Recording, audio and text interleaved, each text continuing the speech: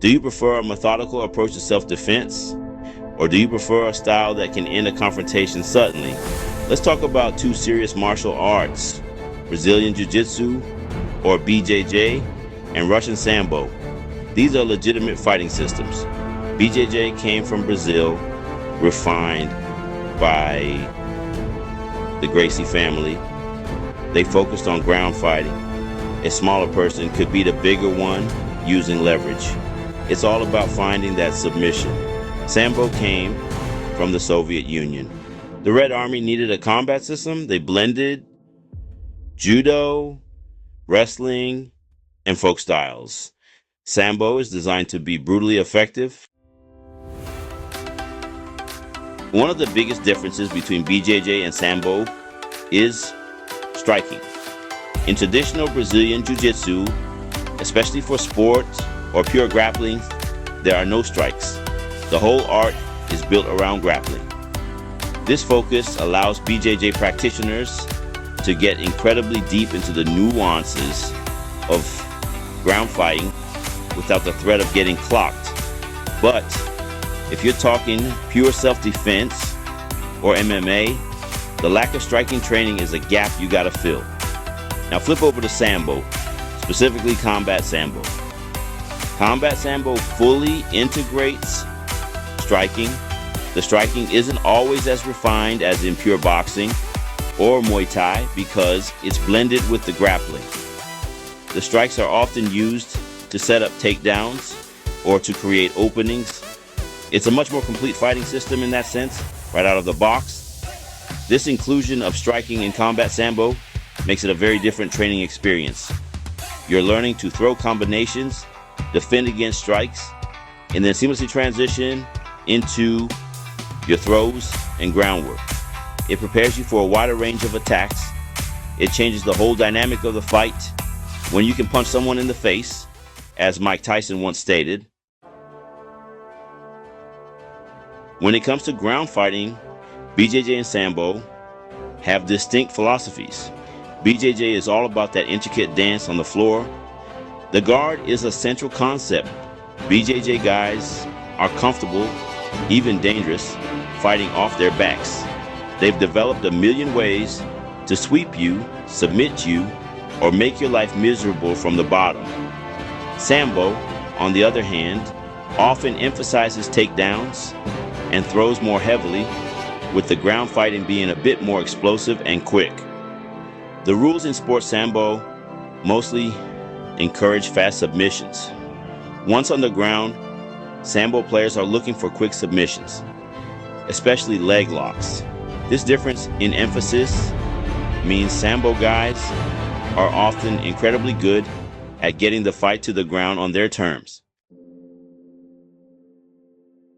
Let's get into the good stuff, submissions. Both BJJ and Sambo have a rich variety of chokes and joint locks. In BJJ, you see a huge array of chokes. You've got G chokes like the cross collar choke, bow and arrow, Ezekiel choke, and then no G chokes like the rear naked choke, guillotine, anaconda, DRC. Joint locks are big too, primarily focused on the arm, arm bars, kimuras, omoplatas. Sambo, man, they love their leg locks. From the get-go, Sambo practitioners are learning Achilles locks, knee bars, and heel hooks. This makes Sambo guys incredibly dangerous with lower body attacks. They also have a strong arsenal of arm bars and shoulder locks, often applied with explosive speed after a throw. The rule sets dictate so much about how a martial art develops and how practitioners fight. BJJ competitions, especially under IBJJF, have a point system based on achieving dominant positions, takedowns, sweeps, and guard passes. Submissions, of course, end the match. This system encourages that positional chess match style of grappling. Then you have variations in BJJ rules like ADCC, which is no G, and allows a wider range of submissions, including heel hooks. EBI rules focus purely on submissions, with overtime rounds if no one gets a tap in regulation. Now, let's look at Sambo. Sports Sambo has its own unique rules. A key feature is that you can win by a total victory or a clean throw. Combat Sambo uses a point system that rewards strikes, throws, and submissions. The rules really push for a well-rounded fighter. When we talk about self-defense, the street is a whole different ball game than the mats or the ring. BJJ at its core was developed for self-defense, the ability to control someone on the ground, to neutralize their strength, and apply a submission is incredibly valuable in a one-on-one altercation where the fight goes to the ground. However, BJJ training doesn't typically involve dealing with strikes during the grappling, nor does it teach striking itself. Sambo, particularly combat Sambo, seems almost tailor-made for self-defense scenarios. The inclusion of strikes, throws, and submissions gives a Sambo practitioner a very well-rounded toolkit. They learn to fight on their feet, transition to throws, and finish on the ground, all while dealing with punches and kicks.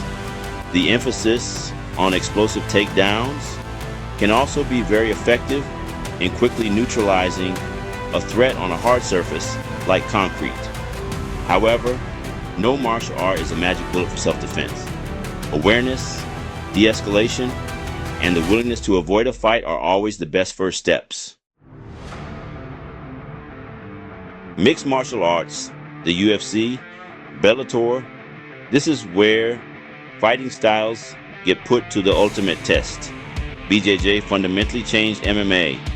When Royce Gracie came into UFC 1 and started submitting everyone, it was a revelation.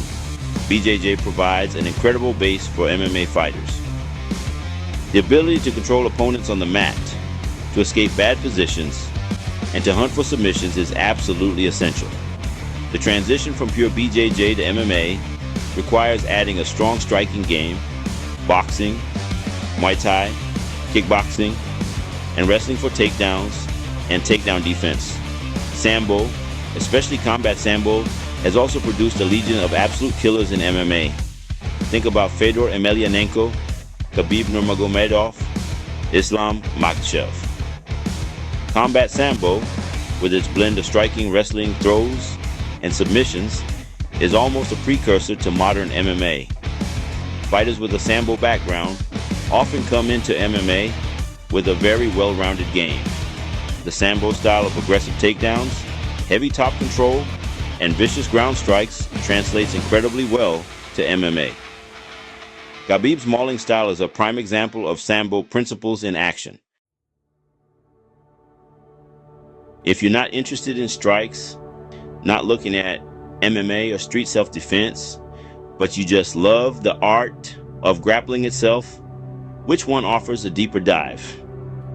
This is where BJJ really shines.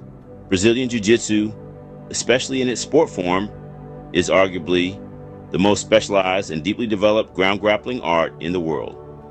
The sheer volume of techniques, positions, transitions, and strategies for fighting on the mat is astounding. It's a never-ending journey of learning and refinement. The BJJ community is huge and global, with countless academies and high-level competitions focusing purely on grappling. Sports Sambo, while also a fantastic grappling art, has a slightly different focus. The rules often encourage quick wins via throws or fast submissions. The emphasis on throws is huge, and Sambo players develop incredible throwing prowess. Their leg lock game is also highly developed and a core part of their grappling identity.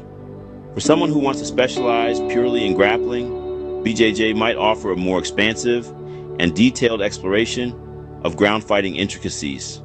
Sambo offers a fantastic grappling experience too, particularly strong in takedowns and leg attacks, but its sport version is geared towards a faster pace. So which one is superior, BJJ or Sambo? That's the wrong question. There's no single best martial art. It all comes down to you. What are your goals? The answers will point you in the right direction. Try them both if you can. Find a reputable BJJ academy and a reputable Sambo school. The superior martial art is the one that helps you become a better version of yourself. Thank you for viewing this awesome subject. Comment, like, share, and subscribe. This will enable us to reach more martial arts enthusiasts like yourself. If you want to view more martial art comparison content, select a video on your screen and we will see you there.